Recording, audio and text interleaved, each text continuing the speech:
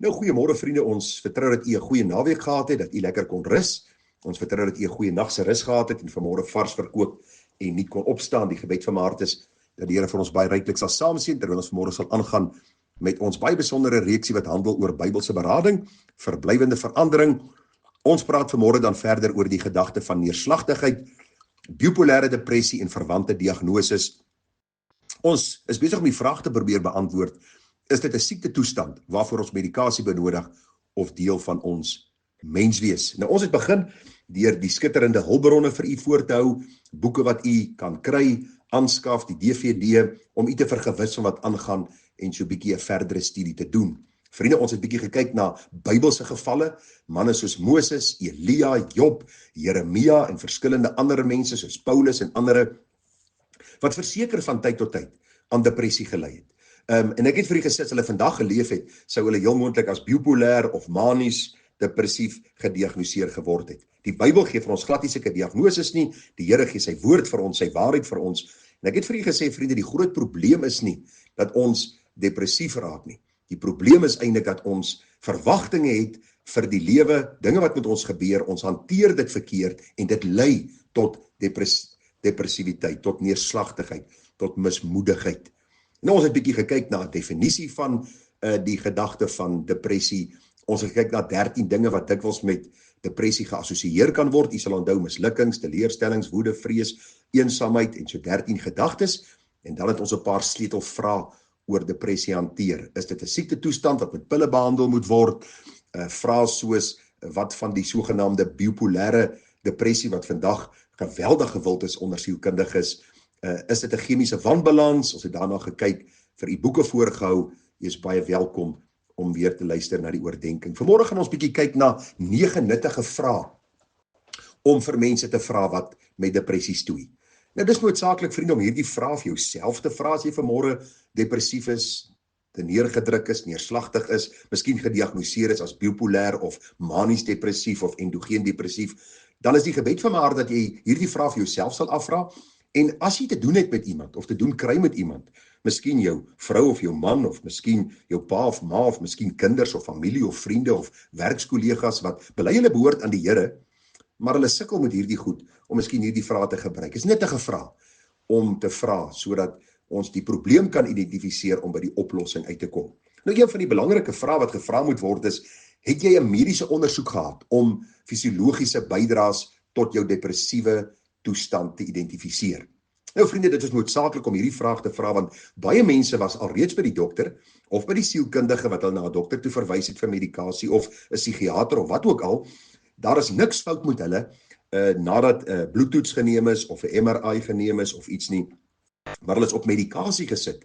En dikwels het hierdie medikasie 'n sterk bydraende faktor om hulle meer depressief te maak. Gaan lees, vriende, daardie voublaaitjies binnekant die medisyneboksies. Luister, dis bladsye en bladsye van inligting wat vir jou sê die gevaartekens van hierdie medikasie.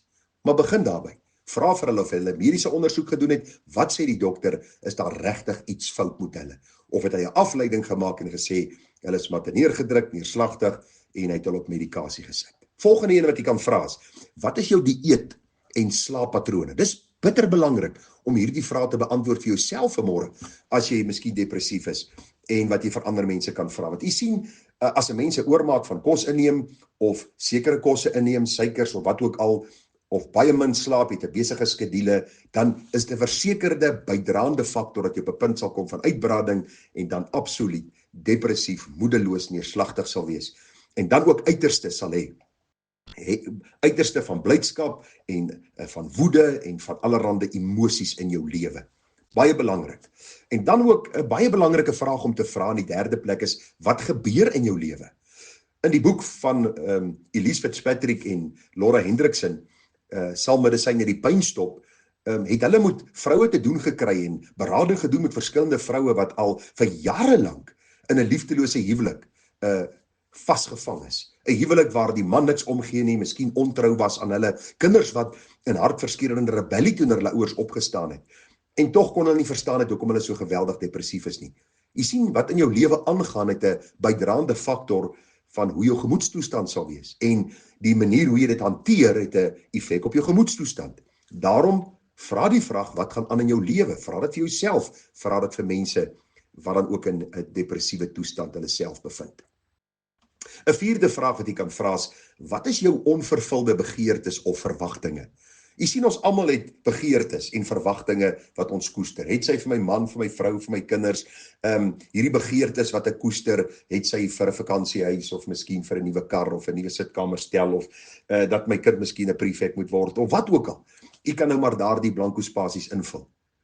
Vra die vraag vir jouself, is dit nie miskien 'n bydraende faktor dat ek miskien in hierdie toestand sit waarin ek sit nie? As ons gaan kyk na Psalm 30 vers 6 en 7, dan lees ons: Koning Dawid sê, ek het wel in my sorgloosheid gesê, ek sal vir ewig nie wankel nie. Here, U het my berg deur U welbaar sterk laat staan. U het U aangesig verberg, ek het verskrik geword.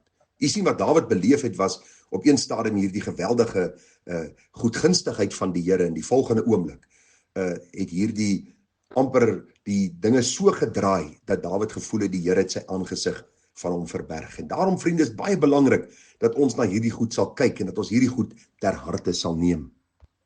Dan is daar 'n volgende ding wat ons verseker na moet kyk, en dit is, as jy glo jy's 'n mislukking en jy's depressief en jy's te neergedruk en iemand vra vir jou, waarom is jy so down en waarom is jy so te neergedruk? Dan hoor jy dikwels die gedagte van, weet jy wat, ek kan nie aan ander mense se standaarde voldoen nie, of weet jy, ek is 'n mislukking, ek is absolute niks nie. Ek is 'n nul op 'n kontrak. Jy het seker al hierdie dinge gehoor by verskillende mense.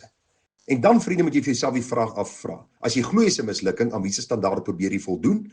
En wat is daardie standaard? Ek onthou in my bediening was ek op 'n stadium geweldig depressief geweest, want ek is 'n jong predikant geweest, kom by 'n groot gemeente aan. Daar was sekere verwagtinge, mense het van buite binnekant toe gekyk, mense het onderling gebel na my kerkraad toe, hulle het probeer om my bediening te ontspoor, jaloesie onder broeders, en dit was 'n geweldige saak geweest, soveel so, dat ek op 'n stadium in radeloosheid was, en ek het heeltyd harder probeer werk, 2 keer in die hospitaal beland, die dokter het vir my gesê, as ek so gaan aanhou, gaan ek myself uitbrand, en ek het heeltyd probeer om vir almal te wys ek suksesvol, tot die Here my op 'n punt moes gebring het, of my te wys, luister, standaarde verander heeltyd. Mense se standaarde vir jou verander heeltyd. 'n Mislukking is 'n relatiewe begrip, of jy 'n mislukking is al dan nie. Wat belangrik is, wandel jy getrou voor die Here, dien jy hom in opregtheid, volg jy sy weg, is jy 'n lewende getuie vir hom. Daarom moenie aan almal se verwagtinge voldoen. Ek het onlangs 'n brief gelees van 2 dogters wat selfmoord gepleeg het, waar hulle baie duidelik skryf dat die verwagtinge wat aan hulle gestel was net al hoe meer, elke jaar meer, en baie keer, vriende, is dit van so aard dat hulle net nie meer kan cope nie. Hulle kan net nie meer deel en dit hanteer wat oor hulle pad kom nie. Daarom, wees versigtig. Jy is nie daarom ander te beïndruk nie, jy is daarom God te verheerlik. En dan is daar iets baie belangrik, vriende. Watter lewensverantwoordelikhede het jy verwaarloos? Dit is baie belangrik om hierdie vraag vir jouself en dan vir mense wat depressief is te vra. Jy sien, dis belangrik, want as ons nie hierdie lewensverantwoordelikhede nakom nie, dan is ons elke dag 'n stappie wat ons teruggesit word. En ons verval meer in moedeloosheid, in neerslagtigheid, in depressie, wat ons emosionele toestand, ons reaksies op sekere dinge affekteer en mense om ons. Nou baie interessant, Dr. J. Adams, soos reeds vir u gesê, wat die vader van outetiese berading of Bybelse berading is, oor 100 boeke geskryf het en duisende beradingssessies hanteer het, skryf in die boek The Christian Counselor's Manual. Hy sê, vroue, predikante en ander wie se werk in die week self gestruktureer moet word, raak meer gereeld depressief as mans wie se take daagliks vir hulle uitgespel word.